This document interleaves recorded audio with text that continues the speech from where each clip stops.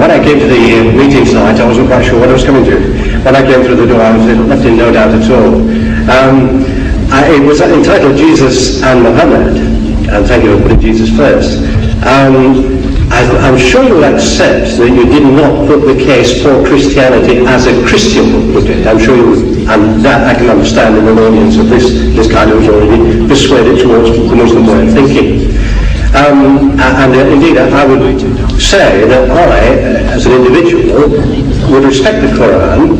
I'm afraid you did not respect my holy book, which is the Bible, in quite the same way. In fact, I'm a teacher, and in my classroom, I've got a television which is fixed to the wall. And on the top of the television, there's just room to put the Quran, because I respect, I've got Muslim children in my school, and I know you respect your book and want to put it in the highest place. So I do that. I put it in the highest place.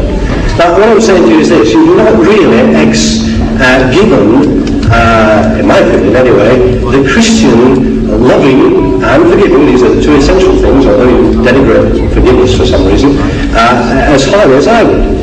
But more than that, perhaps you answer this point.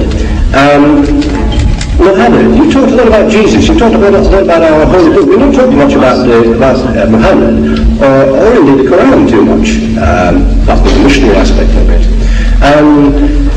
Could you tell me how you can believe, and indeed anybody in this room can believe, in one man who couldn't read, couldn't write, indeed could get his followers by bloodshed through war, how you can believe that that man was a follower of God, let alone a prophet of God, and to accept all his teachings as you do so glibly, and yet reject Christianity and the holy book of Christianity so easily as well?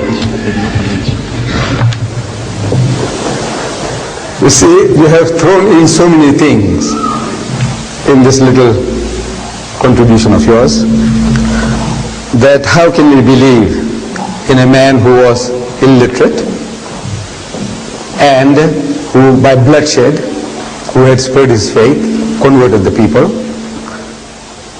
Now with regards to the man being unlearned, this is a fulfillment of the prophecy in your book, a fulfillment, the book of Isaiah, chapter 29, verse 12. It says there, and the book is given to him that is not learned. The book, please. The book is given to him that is not learned, saying read. And he says, I am not learned. Now, if you look for in the religious history of man, in the Bible, you will never find an occasion where any prophet of God, when given the message of God, he says, I am not learned. But if you read any biography of Muhammad, any written by Muslims or non-Muslims, they will tell you that the first revelation that was given to him in Ghar Hira, the Mount of Hira, when the angel of God comes to him and commands him in his mother tongue, he says, Iqra, read. And Muhammad says, Ma ana biqari'in. He said, I'm not learned. So the angel of God commands him a second time, Iqra, read. And again he says, Ma ana biqari'in. He said, I'm not learned. For the third time the angel of God embraces him hard and he says, Iqra bismi rabbika alladhi khalaq. Now he grasps the message that what he was required to do was to repeat. Because this Arabic word Iqra means to read, to recite, to rehearse, to repeat. And he repeats the words as they were given to him.